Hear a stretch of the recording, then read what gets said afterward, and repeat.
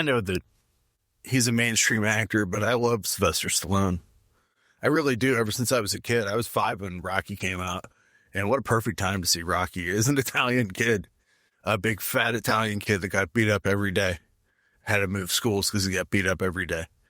I watched Rocky and I thought that's how you do it. Anyways, Sylvester Stallone has been in my life for a long time. I make light of some of the things he does. I celebrate some of the things he does or did. And so let's start first. One of the reasons I love Stallone is every creative force has projects they either turn down and work hard to get made, but ultimately never make it to life. And Sly's no different. I say Sly like I know him. There have been several films, some a long time in development, that have never made it to the screen. Craig Sablow had a site called Stallone Zone, and I did some of my own researches in his site and some other places. The first one is a movie called Bartholomew versus Neff. It was reported in the July 30th, 1990 LA Times that Carol Co. Pictures announced today that John Hughes will direct Sylvester Stallone and John Candy in a movie about feuding neighbors entitled Bartholomew versus Neff, an original story by Hughes about two neighbors whose friendship disintegrates as they battle to the finish. The film was scheduled to begin production in the summer of 1991, shooting in the Chicago suburbs. All that exists in this film is an unproduced script and a billboard that I've seen. Stallone would move on from it to appear in another Carol Co. film, Cliffhanger. Sadly, John Candy passed away in 1994, so we'd never see these two stars team up.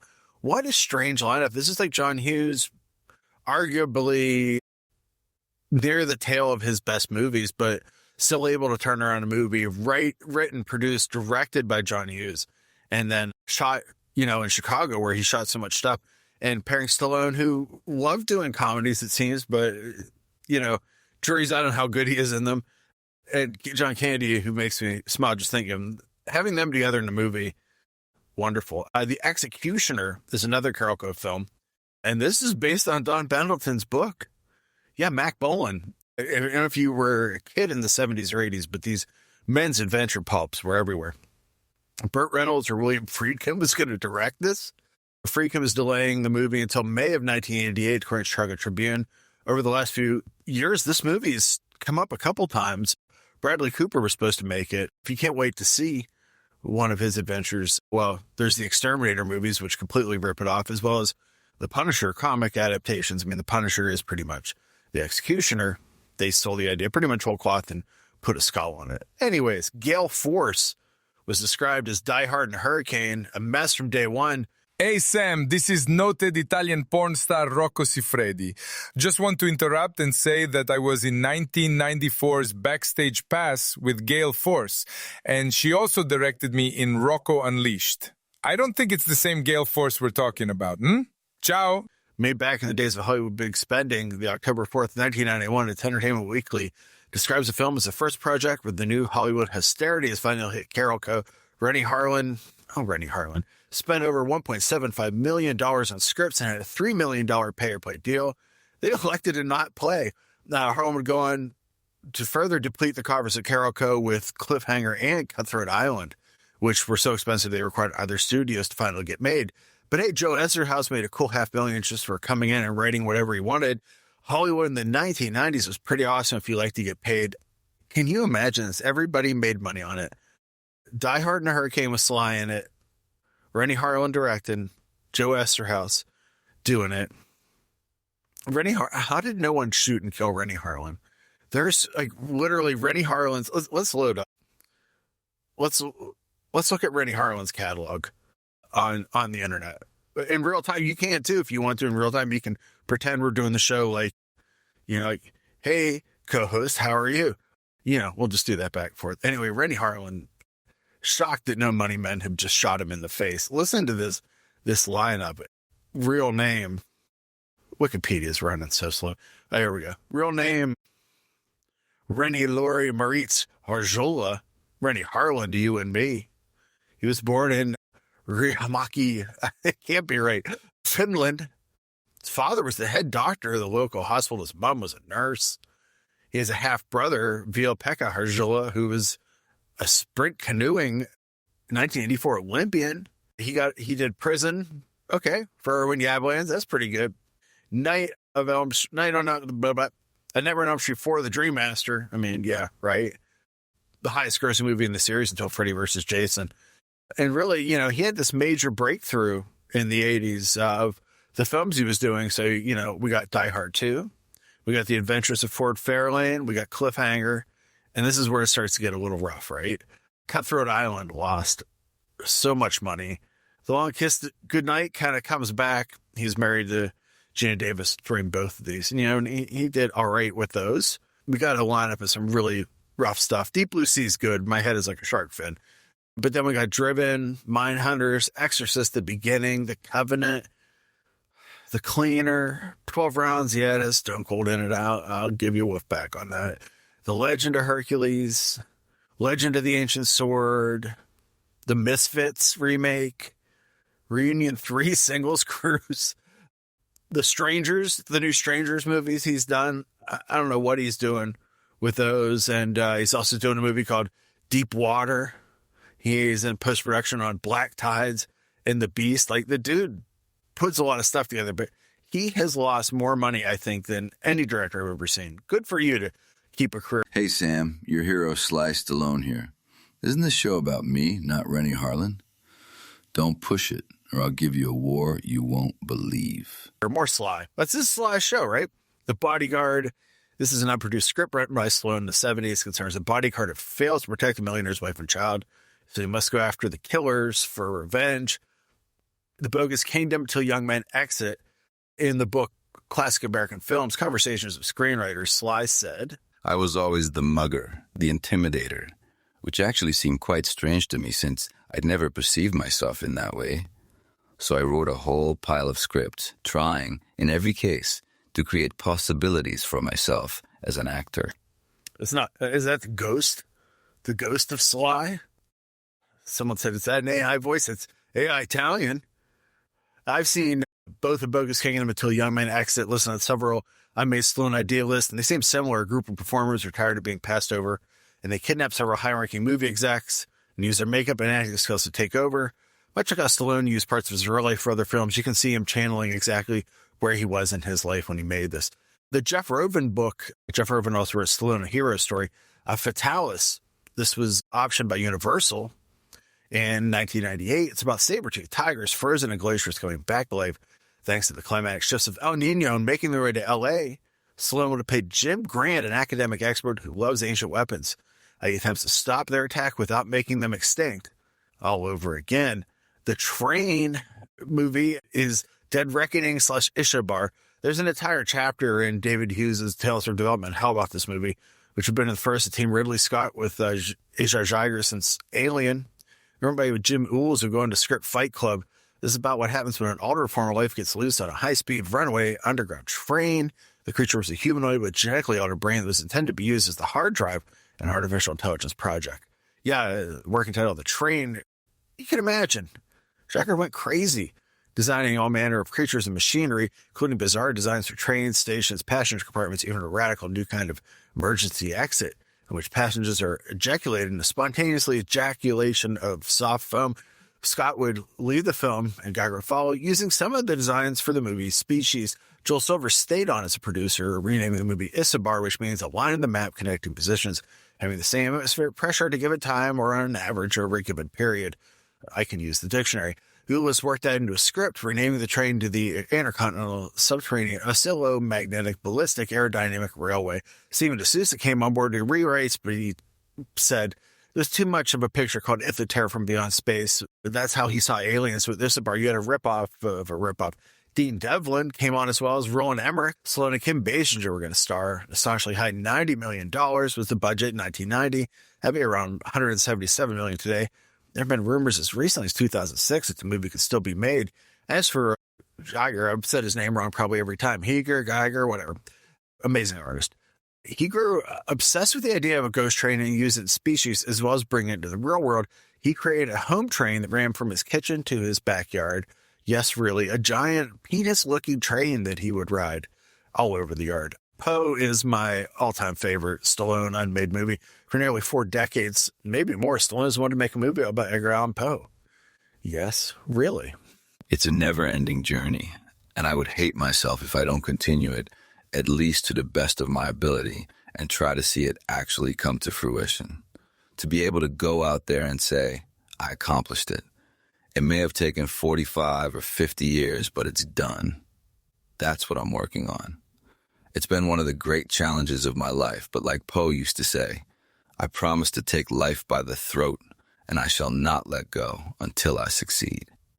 According to an article in the Huffington Post, Stallone had intended for this movie to star Robert Downey Jr. Why does he love Poe so much? His work was too hip for the room, but he developed the modern mystery story. He was also one of the great cryptologists. There were very few codes he couldn't crack. He was just an extraordinary guy. All the way back in November of 1976, Stallone told the New York Times that if he didn't star in Superman or make his Poe movie, that he'd do the movie called Cinesilver about a Hasidic Jew in the Old West. And based on a reinterpretation of the Communist Manifesto, I want to see that movie too. While Sad Blues, another unproduced script from the 70s about a pop singer with a life-threatening condition that requires that he eat bananas every day. And then he made Rhinestone.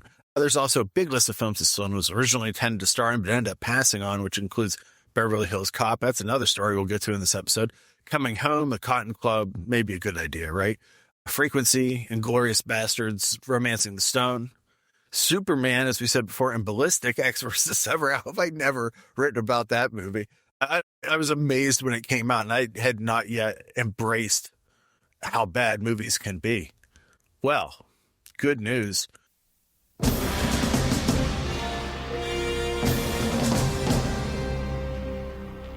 When there is crime in society, there is no justice. As a city, we continue to grow. 73 citizen riots. Come and get us! Throw down your weapons and prepare to be judged! Judge this! Court's adjourned. Red, You're a legend. You are my finest student.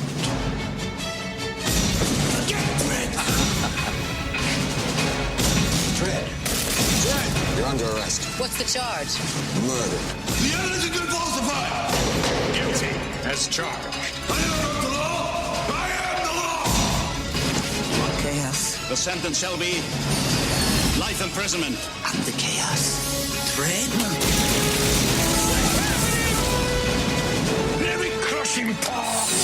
Excuse me? We're not together. It's not for this council to play God! Who says politics is boring?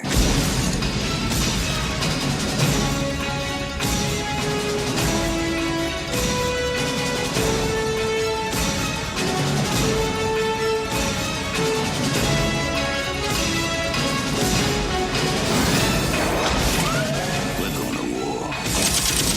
You're alone! Born to be with Drake!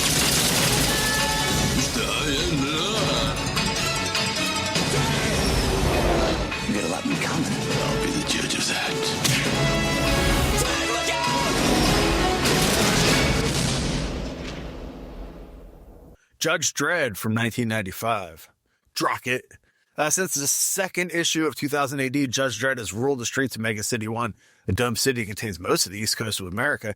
The judges are, well, judged during execution and keeping the wildest post-apocalyptic land of the future as safe as possible. I am the law, as Dredd always said. The movie isn't anywhere near as beloved as the comic.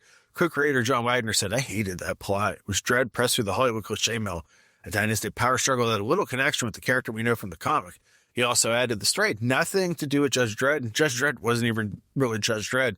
Even though Stallone was perfect for the part. Well, that's nice. That was like some weird sandwiching of that. Joseph Dredd. Stallone is his first year. Judge Hershey, Diane Lane, yay.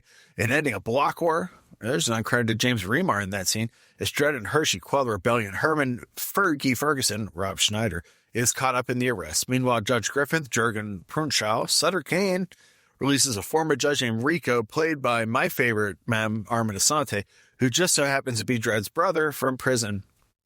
He reactivates an ABC Warrior combat robot. That's another 2000 AD story that, you know, and this is a British comic that only nerds, and of those nerds, a super small subset of those nerds read 2000 AD. And he murders Hammond, played by Mitchell Ryan, Dr. Wynn from Halloween, The Curse of Michael Myers, a reporter critical of Dredd's methods. Dredd is put on trial by the chief judges, including the villainous Griffin and his mentor, Chief Justice Fargo, played by Max von Sydow, who says, a comic book movie? Sure. To save our hero, Fargo agrees to step down and enacts the final service of all judges, doing the long walk into the cursed earth while Dredd is sentenced to life in prison. Now, if you read Judge Dredd, as soon as they mentioned the cursed earth, you'd be like, oh my God, the section between Mega City 1 and 2. And none of this is explained. None of this is made special. Nothing is given to how good Dredd is. Rico causes chaos while the cannibalistic Angel Gang attacks Dredd's transport to prison, hooking up with Fergie. They escape and are saved by the final sacrifice of Fargo, is killed by Mean Machine Angel. Before dying, Fargo reveals that Dredd and Rico are the progeny of the Janus Project, a genetic engineering effort to create the perfect judge. That explains why Dredd's DNA was at the crime scene, as Rico's DNA is identical to his. Of course, Dredd has to come back and save Mega City 1, ending with a battle between the man who is the law and Rico atop the Statue of Liberty. I love that Armand Assante is the twin brother of Sylvester Stallone. To be perfectly honest, Judge Dredd is a fucking mess, even though it was made more than 3 years after I'm a Demolition Man, a film that is quite similar to. It feels more dated. The film gets the look of Mega City 1, right? None of the humor, none of the nuance. Why did Gianni Versace design the costumes?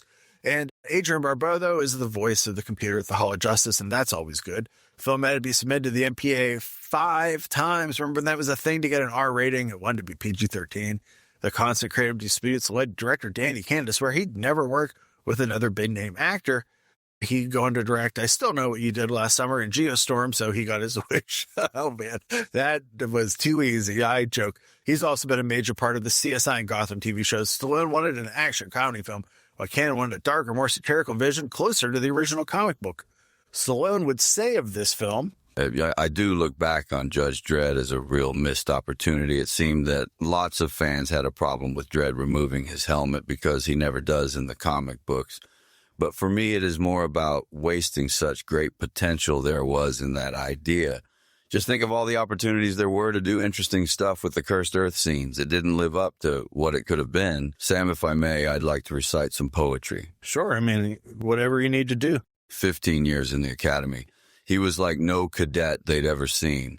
A man so hard his veins bleed ice, and when he speaks, he never says it twice. They call him Judge. His last name is Dredd. So break the law, and you wind up dead. Truth and justice are what he's fighting for. Judge Dredd, the man, he is the law.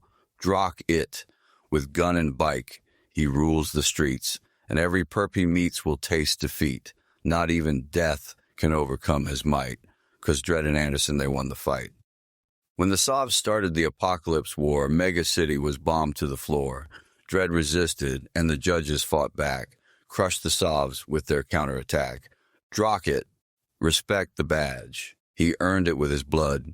Fear the gun. Your sentence may be death because I am the law, and you won't fuck around no more. I am the law. I judge the rich. I judge the poor. I am the law. Commit a crime. I'll lock the door. I am the law, because in Mega City, I am the law. Mosh it up. Anyways, Demolition Man, a title I can't say without singing the song. I think one of the worst songs ever. At the end of a century, ravaged by violence, a society of perfect order will arise.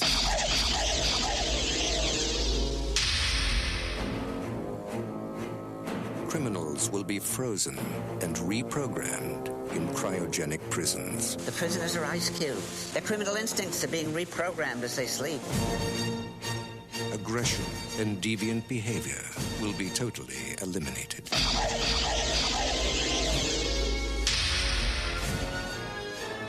He's a criminal the likes of which you have never seen. In a bad time, he was the worst. I'm gonna love running this place. But in the year 2032... This morning, Simon Phoenix escaped from this cryo facility. We are, quite frankly, not equipped to deal with the situation. Amidst a world of peace and calm... We're police officers. We're not trained for this kind of violence. How was the fiendish Simon Phoenix apprehended back in the 20th? In the end, it took just one man. John Spartan. You mean the Demolition Man? conditions of your parole are full reinstatement into the SAPD and immediate assignment to the apprehension of Simon Phoenix. Two mortal enemies. Just dropped in to say hi. From another time. Pass is over, John. Time for something new and improved. Oh, hell. Will be unleashed on a future that isn't big enough for the both of them. Sylvester Stallone, Wesley Snipes, Demolition Man.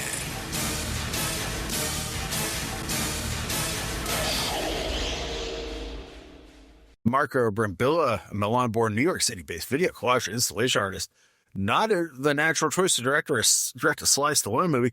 He also directed Excess Baggage, Dinotopia, and the upcoming Abominable, but if you said who would direct a slam-bang action film, I would connect with the video installation artist who comments on our world's visual overload through his work. But in 1996, maniac Simon Phoenix, played by Wesley Snipes, kidnaps a number of hostages and hides in an abandoned building, which is the Belknap Hardware and Manufacturing Company, Louisville, Kentucky, scheduled for Demolition Man, and substitutes for a Los Angeles building. This lures in another maniac, LAPD Sergeant John Spartan Stallone. Send a maniac to catch one. Only a ninja can kill a ninja. Only a ninja can stop a ninja. Who jumps out of a helicopter directly into combat. Spartan is on a thermal scan, and no bodies were found. So let the bodies hit the floor. He goes in, guns blaze, and unfortunately the hostages were already dead. And their bodies are found in the rubble of the exploded building. Phoenix claims Spartan knew he had hostages and attacked anyway. The question of why does the court believe a man has killed so many people over a cop comes to mind here, but if you're going to ask questions that make sense, you're not ready for 90s action films, much less super right-wing coded 90s action films. Well, Phoenix and Spartan are incarcerated in the California Cryo Penitentiary, where they're frozen and given subliminal rehabilitation techniques while they sleep. 2032 hasn't happened yet. Phoenix has a parole hearing and escapes, armed with the skills he needs to survive in the future, like computer hacking. Yes, you can just get stuff uploaded to your brain, and that makes me wish I could speak Japanese. Remembering that it takes a maniac to catch a maniac. Only a ninja can stop a ninja. Lieutenant Lena Huxley, Sandra Bullock, took over the role from Lori Petty just 2 days of filming, thaws out Spartan. Spartan wakes up to the peaceful world of San Angeles, which is Mega City 1. Get it? Because it's Los Angeles, San Diego, and Santa Barbara. Discovered he's a man out of time. He's a demolition man. I'm a demolition man. The most politically correct world ever, a place for physical contact and swearing. You are fined 1 credit for a violation of the verbal morality statute. Are legal, and anything unhealthy is banned. It's also a place where Taco Bell is the only survivor of the franchise wars and is now considered the finest restaurant in the world. In Europe at the time, Taco Bell was less known. So if you see the European cut, grab the Arrow release, because it has the cut that has Pizza Hut instead of Taco Bell. Yo quiero Taco Bell. Oh my God, the war, right? Spartan and Phoenix battle in a museum that has outlawed weapons where the villain meets Dr. Raymond Cocteau, where the villain meets Dr. Raymond Cocteau. Nigel Hawthorne, whose voice was in The Black Cauldron and The Plague Dogs, making 70s kids terrified, and early 80s. He's an angelic, peace-loving ruler who's been in charge of St. Angeles since the Great Earthquake in 2010. Phoenix finds that he can't kill him because the leader is the one who programmed him in cryosleep. He did all that so Phoenix will murder Edgar Friendly, Dennis Leary, the leader of the Scraps, an underground gang that resists his absolute power. Hudley figures this out. Spartan tries to stop him. Unfortunately, Phoenix also has an army of de-thought criminals. He taunts Spartan by telling he killed all the hostages before the bombs went off, and he put him into jail for 36 years for no reason. Phoenix kills Dr. Cocteau, thanks to one of his men not being programmed, and tries to take over the future. Spartan stops him and blows the cryo prison in process. He suggests the peaceful future can only succeed if the Scraps and the above-ground people learn to work together. He kisses Huxley, and they walk away together. Well, it's pretty amazing how much Judge Dredd took from this film. I mean, Rob Schneider's character, Adrian Barbeau, is the voice of the computer in this, too. It's an early pass. That film, actually, a million times better. It doesn't feel dated at all, despite how silly it is at times. And by silly, I mean awesome. Fred Decker, who did Night of the Creeps, did some uncredited rewatches for this, as that was his idea. The show the two advertisers in 96 saying, if you don't show Kansas, Oz isn't all that special. Love you, Fred Decker. Of all the ridiculous ideas in the film, the bathroom seashells take the cake of poop. Stallone has explained them by saying the first 2 seashells were used like chopsticks to pull waste from the body, and the third was used to scrape what's left. I mean, just the thought of how the 3 seashells work makes me pause this movie and every time and comprehend. I love this. Stallone has thought about this. I think that he's thought about this so much because he's actually done it, and this is how he wipes his ass now. It feels like if you were, we've all gone seashelling, right? And I've taken seashells and they're scrapey, right? Like, I don't know. This is a very sensitive part of the body. The real explanation comes from screenwriter Daniel Waters, who wanted a scene where even the bathroom in the future caused problems. So he called another screenwriter and asked for ideas. The answer, I have a bag of seashells on the toilet as decoration. Waters replied, okay, I'll make something out of that. I have, in fact, perused some newsreels from the Schwarzenegger library, and that time that you took that car... Hold it. The Schwarzenegger library? Yes, the Schwarzenegger Presidential Library. Wasn't he an actor when you... Stop. He was president? Yes. Even though he was not born in this country, his popularity at the time caused the 61st Amendment, which states that... I don't want to know. President. Hungarian science fiction writer István Nemeri claims that most of the script was based on his book Fight of the Dead from 1986, in which a terrorist and soldier frozen awake to a society that has outlawed violence. His alleged was a conspiracy where a man who has been illegally selling the ideas of Eastern European authors to Hollywood after the Iron Curtain. Send a maniac to catch one. I love that Mattel made action figures of this. They used all the body parts from the New Adventures of He-Man with new heads. Where else can you find a Dennis Leary action figure? I wish I had a Bill Hicks figure to beat it to oblivion. There are tons of small roles in this film. Jesse Ventura, Jack Black. Jackie Chan was Stallone's first choice to play Simon Phoenix. But Jackie can't play bad guys, even when they planned a sequel. I know I've talked about ignoring plot holes. There's a major moment that isn't touched on. After Spartan learns that his wife dies, he asks about his daughter before being cut off. In truth, before the Wasteland battle, he meets a scrapman, Kate, who is Vasilka Vanya Marikovic. She was Jacqueline Hyde from Women of Wrestling in the 2000s. And he learns that that's his daughter. You can see him protecting her during the battle. She also stands next to Friendly when he's introduced to Associate Bob at the end. I love Associate Bob, who constantly says greetings and salutations. A line from another Daniel Waters movie, Heathers. Yes, the guy that did Heathers wrote Demolition Man. In fact, there are tons of this movie that was cut to be a more teen-friendly rating, including the scene where Phoenix rips out Warren Smithers' eye, Phoenix spraying a crowd with machine gun fire, Phoenix killing Zachary Lamb, in a battle between Jesse's character who's been overdosed with adrenaline, and Spartan. All these cuts make the continuity of the battle scenes in the Scraps underground lair and the cryo prison an absolute mess. None of these are on the Arrow release. I want a full Demolition Man cut. Come on, guys. Best of all, when this movie was released in Kuwait, it was called Rambo the Destroyer. That's a carny move that even Italian film producers would have to applaud. I love Demolition Man, a film that gets its title by a song by The Police that Grace Jones sang on. It's big, dumb, loud, and completely insipid and inspired in all the best ways. Now I assume Sly will want to just do another poem reading of Demolition Man. Oh, demolition, demolition, demolition, demolition, tied to the tracks and the train's fast coming, strapped to the wing with the engine running. You say that this wasn't in your plan, and don't mess around with the Demolition Man, tied to a chair, and the bomb is ticking. This situation was not of your picking. You say that this wasn't in your plan, and don't mess around with the Demolition Man.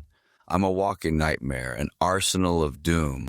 I kill conversation as I walk into the room. I'm a 3-line whip.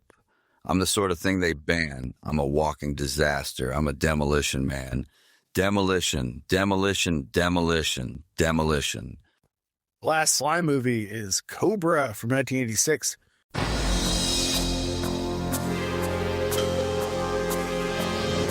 Society is breeding a new kind of criminal. It's also breeding a new kind of cop. Meet Cobra. He does the job nobody wants.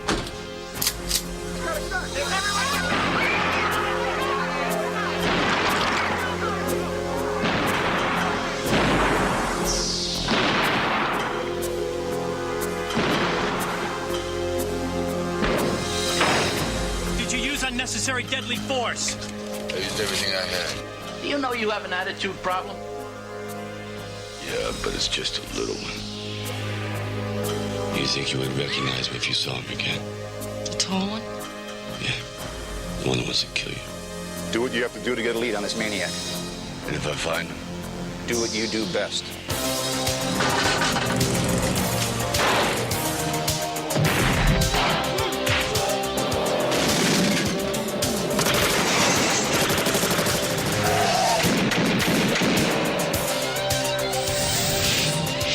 Stallone is Cobra,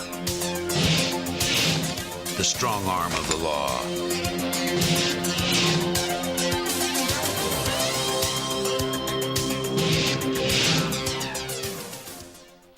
Crime is a disease. He's the cure. I have said if we compare the two god-tier action stars of the 80s, Arnold and Sly, Arnold may have the best overall catalog, but I feel like Stallone has the better individual films. One wins the battle, the other wins the war, as he'd say, don't push it or I'll give you a war you won't believe. You want to say that line, Sly? I mean, that's your line. Don't push it or I'll give you war you won't believe. Somehow, Sly Stallone was going to be a Beverly Hills Cop, and despite the script he wanted it to not be funny, he wanted to be an adaptation of Fair Game by Paul Gosling, which got made 9 years later, the less said the better. And then he ended up making a movie that pretty much is every 80s over-the-top, no pun intended, action movie cliche all in one film, and it's great, like, honestly, non-ironically great. And Stallone suddenly deciding, what if a slasher movie broke out in the middle of one cop versus the world movie? Zombie squad cop Marion Cobretti against an entire cult of lunatics called the New World for Life, led by the night slasher Brian Thompson, who had to buy his own ticket to see the film and is nominated for Best New Star in the Razzies, all to save the life of Ingrid Knudsen, Brigitte Nielsen. Do you have an idea how many times I watched this movie? Stallone stealing Steve McQueen lines saying, this is where the law stops and I start, sucker, is the kind of thing that made a young me continually watch and rewatch and take notes. There is a 2-hour plus X-rated, X for violence cut of this movie. I'm dying to see. Throats cut, hands sliced clean off, children discovering hands, David Rash getting killed with an axe sledgehammer, and an extended ending. Sly, come on. Sly has talked about making a sequel with Robert Rodriguez as late as 2019. But it seems just like cutting the robot out of Rocky IV. Happy birthday, Molly.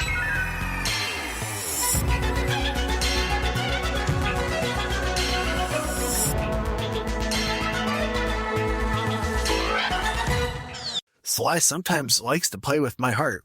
Keep punching. In case you think George P. Cosmatos' name is familiar, well, his son using the royalties from this movie. We're going to make Mandy and Beyond the Black Rainbow. And I'm not the only fan of this movie, as Nicholas Winding Refn used a toothpick in the hero's mouth and Drive to show his fandom. Oh my God. It's not a canon movie, but Golden Globe has got a production credit. It was mostly a Warner Brothers movie, but they got this title in return for voiding a prior agreement that Cannon had with Stallone. Finally, I am a movie gun nut.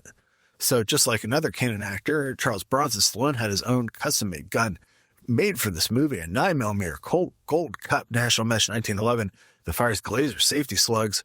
This, did I say this movie was right wing? I sound real right wing now. This bullet was designed in 1974 in response to the possibility of having to use handguns on airplanes by sky marshals, having to deal with ricochets on hard surfaces and possible excess penetration. Sam, there is no such thing as excessive penetration. It's a pre-fragmented bullet that uses a traditional copper jacket, which means instead of a solid lead core shot like conventional hollow point ammo, and has a compressed core of a lead shot, it does not shoot through schools. But man, action movies are mirrors upon themselves. While Cobra reunites Dirty Harry actors Andrew Robinson and Rennie Sartori, Suster Villet's song The Chase would end up in the trailers for Bloodsport and Marked for Death. There's an Arrow release of this. It even has audio commentary by the director, TV version of the film, deleted and alternate scenes, presented for the first time. No X-rated cut, but it's still wonderful. Arrow put it out in 4K. It looks amazing. Anyways, a whole bunch of Stallone, all in one time, one place. Sly, I love you. Anything you want to say before we close out? I want what they want. And every other guy who came over here has spilt his guts and gave everything he had once for our country to love us as much as we love it. That